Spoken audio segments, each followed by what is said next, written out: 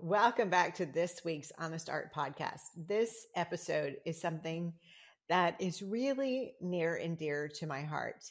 And that's because it's about creativity and mental health and how they are so intricately intertwined. Like we can't even really separate the two. And I have my own experience of this when I first started painting over 20 years ago. I didn't know why I felt so good when I painted. I just knew that I felt amazing afterwards. But now there have been so many studies that have shown and proven why this happens. And I dig into that on this week's podcast. But here's the thing that I think is interesting to understand. And that is that when we are creating, and, I'm an abstract expressionist, but it could be with anything, any way that you're creating, whether you're writing music or sculpting or you're a comedian, or just a writer, whatever it might be, whatever we are doing it often from an emotional place. And emotion is just energy in motion. So therefore, when we are being creative, we are moving emotion through our body. And now we know that there are 3 steps in the stress cycle. And one of them is that, there's the inciting incident that makes it, that's the stress. And then it gets stuck in our bodies. And the third part is it moves through. But this is not what we talk about as much in the podcast. What we talk about in the podcast is that there is one essential, vital tool that we have to have in order for our mental health to be elevated with creativity. And that is that it takes us being vulnerable. Now, that doesn't mean that we have to be vulnerable with other people. That doesn't mean we have to bare all of our wounds and our scars and show up raw and share it with other people. It just means that we have to tell the truth to ourselves.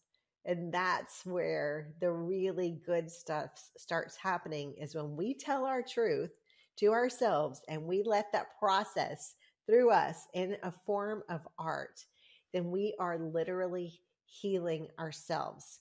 But what is it that we often do when we show up and we create and we are saying things that maybe we wouldn't say otherwise, but we're putting it on the canvas?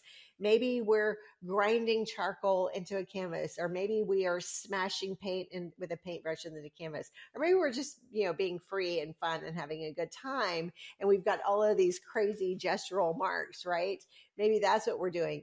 But then what do? We oftentimes step back and we self-edit and we think, well, I don't see such and such artists doing this. And I'm not so sure that a designer would want to put that in someone's living room. And right, we self-edit. We all of this critical self-talk.